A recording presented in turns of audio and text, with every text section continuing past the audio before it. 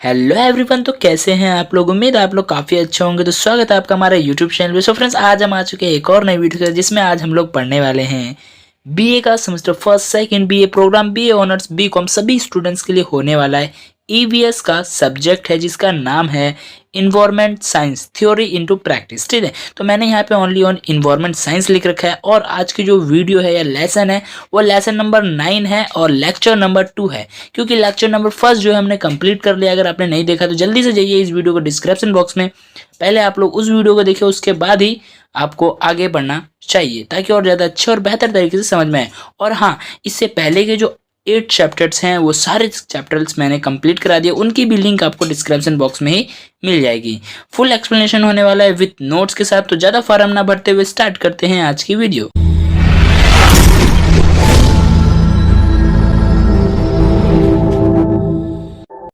So friends, आज का जो हमारा टॉपिक रहने वाला है वो रहने वाला है ताप प्रदूषण। यानी कि आज जो हम स्टार्ट करेंगे लेक्चर 2 में, हम ताप प्रदूषण से आगे पढ़ेंगे, क्योंकि हमने लेक्चर 1 में ताप प्रदूषण से पहले के जितने भी टॉपिक थे सारे टॉपिक को बहुत ही अच्छे तरीके से एक्सप्लेन कर लिया है। अगर आप लोग पार्ट फर्स्ट देख के आए हैं तो आप लोगों को पता होगा। तो ज़्यादा टाइम वेस्ट ना करते हुए स्टार्ट करते हैं आज का टॉपिक। तो आज का हमारा फर्स्ट टॉपिक रहने वाला है ताप प्रदूषण। ठीक है, यानी कि ये जो ताप ये जो हमारी पृथ्वी जो ग्लोबल वार्मिंग हो रही है, जो गर्मी बढ़ रही है, जो ताप जैसी गर्मी दिन प्रतिदिन बढ़ती जा रही है, ताप प्रदूषण होने के क्या क्या कारण है, उसके क्या क्या स्रोत है और क्या क्या प्रभाव होते हैं, उन सभी चीज़ों को हम पढ़ने वाले हैं। ठीक है, गर्मी के कारण जल प्रदूषण को लोकप्रिय रूप से थर्मल प्रदूषण के रूप में जाना जाता है। विभिन्न स्रोतों से गर्म पानी जब जल निकायों में प्रवेश करता है और जल निकायों का प्रतिकूल प्रभाव डालता है, यानी कि गर्मी के कारण जो जल प्रदूषण वो एक लोकप्रिय रूप से उसका जो नाम है क्या कर दिया है, थर्मल प्रदूषण के रूप में जाना जाता है। ठीक है, और जितने सारे स्रोत हैं उन सारे स्रोतों से जो गर्म पानी जो जलाशयों में जाता है, नाल जल में मिलता है, ठीक है, जल निकायों में प्रवेश करता है, उसकी वजह से जल निकाय को क्या करता है, बहुत ही ज़्यादा प्रतिकूल यानी बहुत ही प्रभावित करता है गर्म जल जाकर के। ठीक है, इस प्रकार के प्रदूषण से पौधे और जानवर दोनों प्रभावित होते हैं। यानी कि इस प्रकार के प्रदूषण से जो ताप प्रदूषण है, इससे हम पौधे भी सूख जाते हैं और जानवर भी मरते हैं। जमीन को भी बहुत ज़्यादा हार्श होता है, नुकसान होता है। कृषि वगैरह करने में भी बहुत ज़्यादा हमें कठिनाई का सामना करना पड़ता है ताप प्रदूषण से। ठीक है, और जब गर्मी बढ़ जाएगी, अत्यधिक बहुत ज़्यादा बढ़ जाएगी, तो जाहिर सी बात है एक समय ऐसा आएगा जब आदमी भी को भी मनुष्य को भी बहुत ज़्यादा प्रॉब्लम होने लगती है। ठीक है, अब आता है ताप प्रदूषण के स्रोत, यानी कि ताप प्रदूषण जो है उसका स्रोत क्या है, वो होता कैसे। ठीक है, कई उद्योग थर्मल पावर प्लांट और परमाणु ऊर्जा स्टेशन शीतलन एजेंट के रूप में बड़ी मात्रा में पानी का उपयोग करते हैं। यानी कि कई थर्मल पावर प्लांट्स हैं और कई ऊर्जा स्टेशन ऐसे हैं जो कि अपनी मशीन को या फिर मशीनों को ठंडा करने के लिए पानी का उपयोग करते हैं। ठीक है, तो उससे क्या होता है, पानी की बड़ी मात्रा में पानी का उपयोग करते हैं, जिसके परिणाम स्वरूप क्या होता है, प्रतिक्रियाओं की अतिरिक्त गर्मी, यानी कि उनकी जो मशीनों की जो गर्मी है वो अतिरिक्त गर्मी अवशोषण के बाद पानी जो है गर्म हो जाता है, पानी गर्म हो जाता है। ठीक है, और वो जब छोड़ देते हैं जिस भी निकाय में, वहां पे जाकर उसको प्रतिकूल प्रभाव डालता है। ये भी एक कारण। ठीक है, विद्युत संयंत्र में लगभग 70% ऊष्मा अपशिष्ट के रूप में नष्ट हो जाती है। यानी कि विद्युत संयंत्र में लगभग 70% ऊष्मा जो है अपशिष्ट के रूप में नष्ट हो जाती है, जिसे ठंडे पानी द्वारा अवशोषित कर लिया जाता है। यानी जब विद्युत संयंत्र लगाए जाते हैं तो विद्युत के जो मशीन चलते हैं, जो करंट बनाने के लिए जो मशीन चलते हैं, वो भी हीट होते हैं। ठीक है, तो उनकी हीटिंग को भी कौन अब्जॉर्ब करता है, पानी अब्जॉर्ब कर लेता है। ठीक है, अवशोषित कर लेते हैं, पानी गर्म हो जाता है। जब अवशोषित कर लेते पानी गर्म हो जाएगा और फिर जलाशय में छोड़ दिए जाते हैं। फिर इनको क्या करते हैं, जलाशय में छोड़ दिए जाते हैं, जिससे कि जलाशय में जाने के बाद एक प्रतिकूल या गलत प्रभाव डालते हैं। ठीक है, अब बढ़ते हैं आगे। इस तरह के पानी अक्सर तापमान को 10 से 15 डिग्री सेंटीग्रेड तक बढ़ा देते हैं और जलाशय पारिस्थितिक तंत्र के खतरनाक हो जाते हैं। सीवेज और औद्योगिक अपशिष्ट भी जल निकायों में तापमान में 4 से 6 डिग्री सेंटीग्रेड की वृद्धि करते हैं। यानी कि सीवेज जो हमारे मानमूत्र है, जो सीवेज हमारे घरों से जाता है, और औद्योगिक जो अपशिष्ट है वो भी क्या करते हैं, तापमान वृद्धि में 4 से 6% की जो है वृद्धि करवाते हैं। इनका भी योगदान रहता है। ठीक है, अब आता है जल जीवन पर प्रभाव, यानी जो भी जीव है जो जल में रह रहे हैं, जल जीवन पर क्या प्रभाव पड़ता है। ठीक है, जल में रहने वाले छोटे जानवर और छोटी मछलियां गर्म पानी से प्रभावित होकर मर जाती हैं। इस प्रकार के जंतुओं और पौधों की कोशिका भित्ति गर्म पानी के कारण गंभीर रूप से क्षतिग्रस्त हो जाती है, यानी कि उनका नुकसान हो जाता है, मर जाती हैं। ठीक है, क्षतिग्रस्त हो जाती हैं। देखो बहुत ही सिंपल लैंग्वेज लिखा है, ज़्यादा मैं एक्सप्लेन नहीं करूँगा क्योंकि वीडियो जो है काफ़ी ज़्यादा लंबी हो जाती है। ठीक है, जहाँ समझाने की जरूरत होगी वहाँ मैं ज़रूर समझा दूंगा। गर्म पानी पौधे और जानवरों की एंजाइम और चयापचय गतिविधियों का प्रतिकूल प्रभाव डालता है, यानी पाचन, चयापचय यानी होता है पाचन क्रिया पर, जो पचाते हैं उस पर प्रतिकूल प्रभाव डालता है। ठीक है, गर्म पानी की उपस्थिति से गलत ऑक्सीजन की मात्रा में प्रभावित होते हैं, क्योंकि जल निकायों में मौजूद ऑक्सीजन जल निकाय से बाहर निकल जाता है। जब पानी गर्म होता है तो पानी उड़ता है, पानी को अपने अंदर अवशोषित करता है, तो जो ऑक्सीजन है उसकी मात्रा घट जाती है। इस पानी का गैस बोबला रोग भी कहते हैं, इसे पानी का गैस बोबला रोग भी कहते हैं। इससे पानी के बोर्ड स्टार में वृद्धि होती है और जल तंतुओं, यानी कि पानी के, इसकी एक बीमारी कहते हैं, क्या इसकी बोबला रोग भी कहते हैं। इससे पानी के जो बोर्ड स्टार होते हैं उनमें वृद्धि होती है और जल जंतुओं का दम घुटने लगता है। ठीक है, यहाँ पे घटने नहीं आएगा, घुटने लगता है। ठीक है, ताप्य प्रदूषण का नियंत्रण, ताप्य प्रदूषण का नियंत्रण, यानी ताप्य प्रदूषण को नियंत्रित कैसे किया जा सकता है। कहाँ पर प्रदूषण को नियंत्रित करना कठिन है। जो तापीय प्रदूषण है इसको नियंत्रित करना कठिन है, क्योंकि यह बहुत से लोगों के कार्यों का परिणाम है।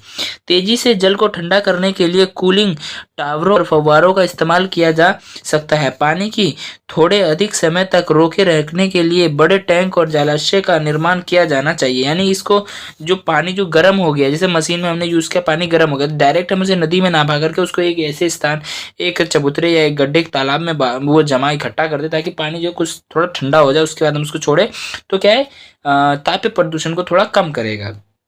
ठीक है, गर्म जल प्रणाली को स्थिर जल निकायों के बजाय बड़े जल निकायों में प्रवाहित किया जाना चाहिए। यानी कि जो गर्म जल प्रणाली है उसको स्थिर जल, यानी जो स्थिर रहते, जैसे कि तालाब हो गया, जहाँ पे जल स्थिर रहते, तालाब पौंड वगैरह में जो जल स्थिर रहता है उसमें ना बहा करके, हमें यहाँ पे बातें नहीं आएगा, बड़े आएगा। ठीक है, बड़े जल निकायों में प्रभावित कर देना चाहिए, बहा देना चाहिए। ठीक है, तो आपको तापीय प्रदूषण समझ में आए। अब आता है हमारा मृदा प्रदूषण। ठीक है, मिट्टी अकार्बनिक और जैविक पोषक तत्वों का एक प्राकृतिक माध्यम है और इसमें पदार्थ के सहज पुनर्चक्रण की एक अंतर्निर्मित यानी विलीन यानी विलयक प्रणाली है, यानी मिलने जुलने की प्रणाली है, जिसमें एक दूसरे में घुल मिल जाते हैं। ठीक है, ऐसे रासायनिक या अवांछित तत्व को मृदा में मिलाकर मृदा की उर्वरक शक्ति को प्रभावित करते हैं, उसे मृदा प्रदूषण कहते हैं। जो अपशिष्ट मिल करके जो मृदा में मिल जाते हैं उनको क्या कहते हैं, मृदा अपशिष्ट कहते हैं, और वो उन्हें मृदा प्रदूषण कहते हैं। ठीक है, मृदा प्रदूषण के स्रोत। अब हम देखें कि जो मृदा प्रदूषण होने के क्या क्या कारण है। तो प्राकृतिक स्रोत क्या है, पहले उसको देख लेते हैं। ठीक है, तो पौधे के अवशेष। ठीक है, आमतौर पर पौधे मृत्यु और सड़ने पर मिट्टी में कार्बनिक पदार्थ का योगदान करते हैं और इस प्रकार मिट्टी की उर्वरता में वृद्धि करते हैं। ये तो फायदा कर रहा है, यानी क्या है कि नहीं है। आमतौर पर क्या होता है, जो पौधे होते हैं वो मर जाते हैं, मरने के बाद क्या होता है, वो सड़ जाते हैं, मिट्टी में कार्बनिक पदार्थों को छोड़ देते हैं, उनका बिना योगदान देते कार्बनिक, जिससे मिट्टी की उर्वरक क्षमता में वृद्धि होती है। ठीक है, कभी कभार फसलों, खेतों और बगीचों के अवशेष पौधों के रोगाजनक और कीटों को ले जाते हैं। यानी कभी कभार क्या होता है, फसल में जो फसल जो होते हैं उसमें खेतों और बगीचों के अवशेष पौधे के रोगाजनक जो रोग वाले कीटाणु होते, कीड़ों को ले जाते हैं। फसलों को जलाने से CO 8.3%, NO 1.5%, हाइड्रोकार्बन 5.3% और पार्टिकुलेट मैटर 8.5% के अवशेष मिलते हैं, जो मिट्टी को प्रभावित करते हैं। ये सभी इसके एक रासायनिक नाम है जो कि जलाने से निकलते हैं और ये मिट्टी को प्रभावित करते हैं। ठीक है, अब आता है हमारा पशु अवशेष। ठीक है, यानी पशु किस तरीके से योगदान देते हैं मृदा प्रदूषण में। पशु अपशिष्ट जैसे कि माल मूत्र, रक्त तरल पदार्थ के रूप में भोजन, खाने का कचरा, अमृत, जानवरों के शरीर आदि की अंधाधुंध तरीके से मिट्टी में फेंक दिए जाते हैं। यानी कि अंधाधुंध तरीके से मिट्टी में फेंक रहे हैं पशुओं के मालमूत्र को, उससे भी क्या है जो मृदा प्रदूषण है उससे भी हो रहा है। अत्यधिक कार्बनिक तत्व जड़ों को स्वास्थ्य विकास के लिए हानिकारक होता है। यानी कि अत्यधिक, अब जैसे ऐसा नहीं कि हाँ भाई खाद से भला होता है, हमेशा खाद से भला नहीं होता है। अत्यधिक देने की वजह से उसमें कीड़े होते हैं। जो खाद होते हैं ना, जो हम ऑर्गेनिक खेती करते हैं तो उसमें क्या करते हैं, हम कुछ टाइम तक गोबर को या किसी भी घर के जो चूल्हे वगैरह से जो निकले रहते हैं ना, क्या बोलते हैं, राख वगैरह, उसको रखे रहते हैं, उसमें कीड़े हो जाते हैं। तो अगर ज़्यादा डाल दे तो क्या होगा, फसलों को कीड़े ही खा जाएंगे, तो हानिकारक हो जाता है। क्योंकि वह मिट्टी में हाइपरटोनिक स्थिति पैदा कर देते हैं, जिससे पौधों का विकास रुक जाता है या मुरझा जाता है। पौधों का विकास रुक जाता है या फिर मुरझा जाता है। अब आता है मानव जनित स्रोत। प्राकृतिक स्रोत देख ले, अब हम देखेंगे मानव जनित स्रोत मानवों के द्वारा क्या है। सबसे पहले आता है हमारा घरेलू, ठीक है। घरेलू स्वेज घरेलू गतिविधियों से उत्पन्न अपशिष्ट जल है। यह 99.9% शुद्ध पानी है, जो 0.1% प्रदूषण है, जो कार्बनिक और अकार्बनिक सामग्री दोनों है। कार्बनिक पदार्थ भोजन और सब्जी अपशिष्ट, माल मूत्र और माल पदार्थ है, जबकि अकार्बनिक पदार्थ जैसे फास्फेट और नाइट्रेट साबुन और डिटर्जेंट से आते हैं। ठीक है, ये समझ में आया घरेलू कैसे हो सकते हैं। उसके बाद आता है हमारा कृषि, ठीक है। उर्वरकों और कीटनाशकों के व्यापक यानी बड़े स्तर पर उपयोग से कृषि उत्पादन में वृद्धि, यानी जो हम उर्वरकों कीटनाशकों का उपयोग कर रहे हैं, इससे क्या है, व्यापक स्तर पर कृषि उत्पादन में वृद्धि हुई है, लेकिन मिट्टी को बहुत ज्यादा हानि पहुंची है। यह ज्यादातर कृत्रिम रसायन यानी निकलने की प्रक्रिया द्वारा वर्षा और भूमि जल के साथ जलाशयों में चले जाते हैं। ज्यादातर जो रसायन होते हैं ये वर्षा के पानी के साथ क्या होते हैं, बह जाते हैं और ये जलाशयों में चले जाते हैं। ऐसे रसायन लगातार बने रहते हैं, ऐसे रसायन जो लगातार पानी में बने रहते हैं, ये जल्दी नष्ट नहीं होते और खाद्य श्रृंखला में प्रवेश करने के बाद पशुओं में कई समस्याएं पैदा करते हैं। जो खाद्य श्रृंखला यानी कि पौधे हो गए, पौधे से टिड्डे खाए, मतलब खाद्य श्रृंखला चलना, जो हमने सबसे पहले अपना पर्यावरण विज्ञान और हाँ, जो हमने पर्यावरण में खाद्य श्रृंखला वगैरह पढ़ी, उन सभी में अपना योगदान दे देते हैं। ठीक है, तो उससे क्या होता है, हमारे मृदा प्रदूषण में भी बढ़ोतरी होती है।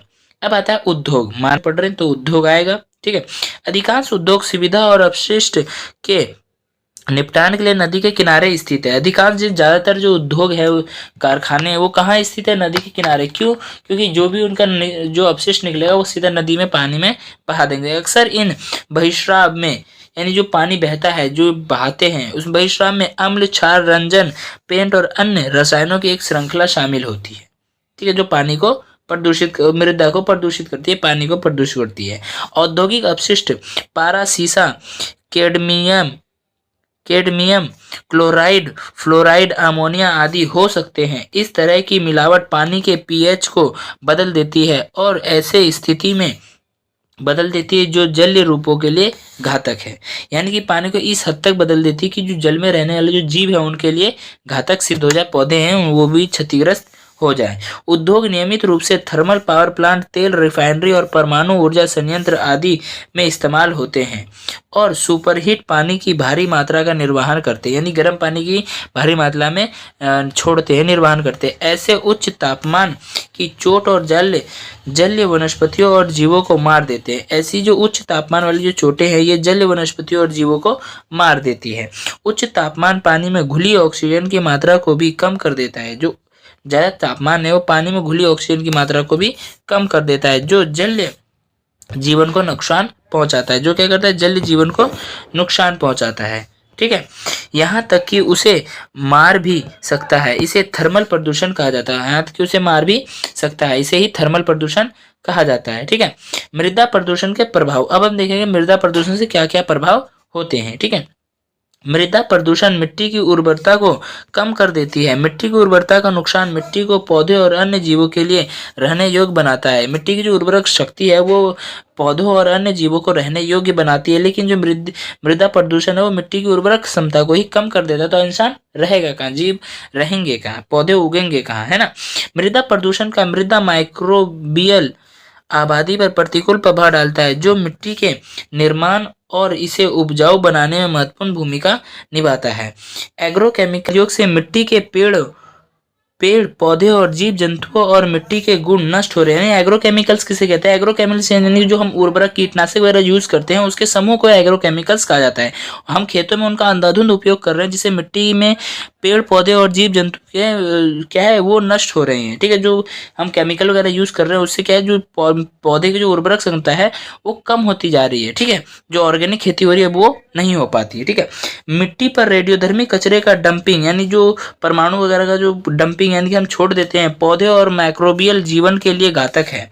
इस तरह के प्रदूषण के दूरगामी प्रभाव होते हैं और यहाँ तक कि इंसानों को भी बख्शा जाता है। इंसानों को भी ये क्षति पहुंचाते हैं, इंसानों को भी नहीं बख्शते हैं। ठीक है, वायुमंडल में गैसों का संतुलन बिगड़ जाता है। वायुमंडल में गैसों का संतुलन बिगड़ जाता है। ठीक है, मिट्टी में रसायनों के प्रदूषण से कृषि उद्योग प्रभावित होता है। यानी मिट्टी में रसायन के उद्योग से, जो रसायन का जो हम उपयोग करते हैं, रसायनों के प्रदूषण से कृषि उद्योग प्रभावित होता है। यानी कृषि जो करते हैं उसमें उसको प्रभावित करता है।